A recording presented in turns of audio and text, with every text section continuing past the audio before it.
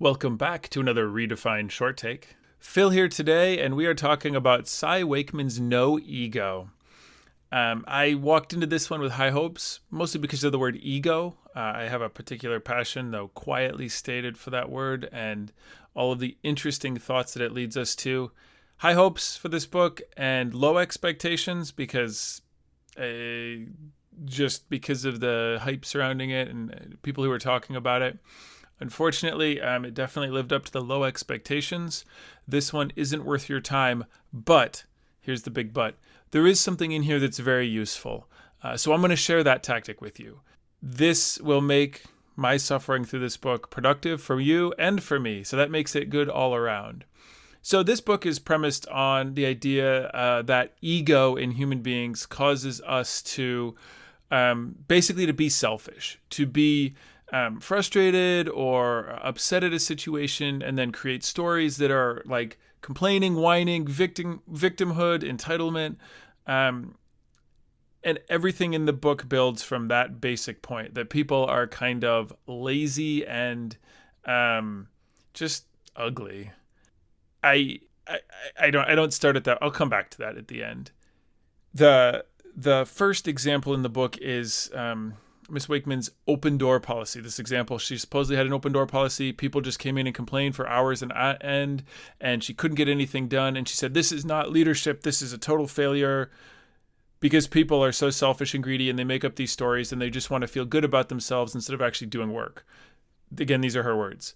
She never asked the question, of course, why are people coming in your door with these strong negative emotion reactions? Remember, within relationships, emotion reactions are the immediate response we have that leads to an emotional relationship, to the expectation of feelings we get when we interact with somebody else based on past interactions and outside information and so on and so forth. So a wise person would ask, why do people keep coming through my door complaining about how miserable it is to work here? Maybe it's because there are things that don't work and cause people to feel miserable. But she doesn't go there. And nor does she go there anywhere else in the rest of the book. Obviously, when we think about emotion relationships, the organizational environment in which people exist, the interactions that they have with others, cause them to feel a certain way. Over time, those build into expectations, and we have those feelings even before we have an interaction that triggers the feeling. If we come to work every day and we're frustrated and we feel like we're not productive, we're not contributing, we don't see why our work matters, we're criticized, we're told that things aren't good, everybody around us feels the same way, that's how we're going to view everything. That is a pretty simple and obvious statement to make.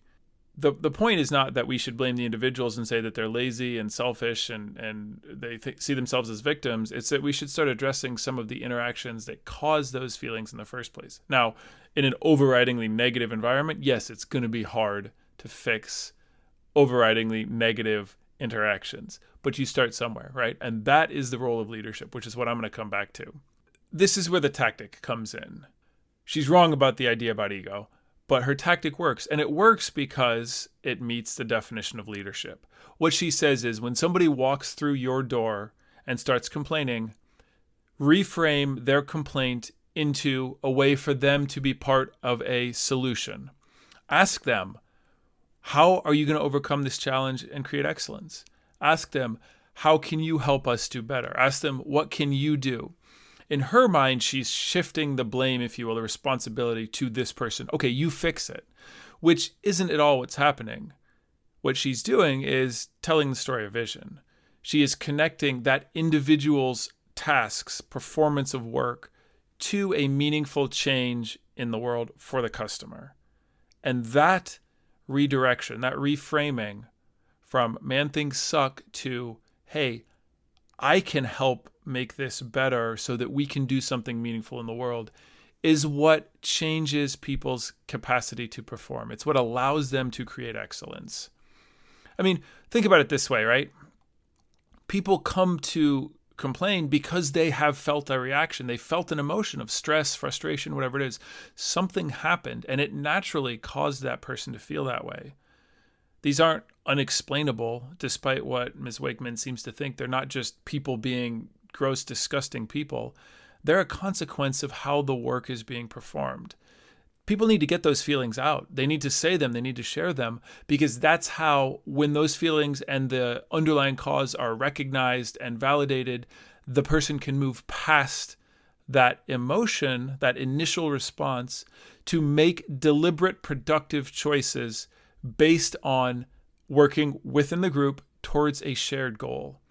And these are bonding experiences, right? These people are coming in because they want to feel part of a group. They want to feel belonging and shared identity and all those other things that vision creates.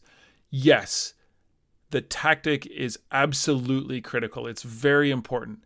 Ask them, how can we do better? Ask them, how can you contribute to excellence?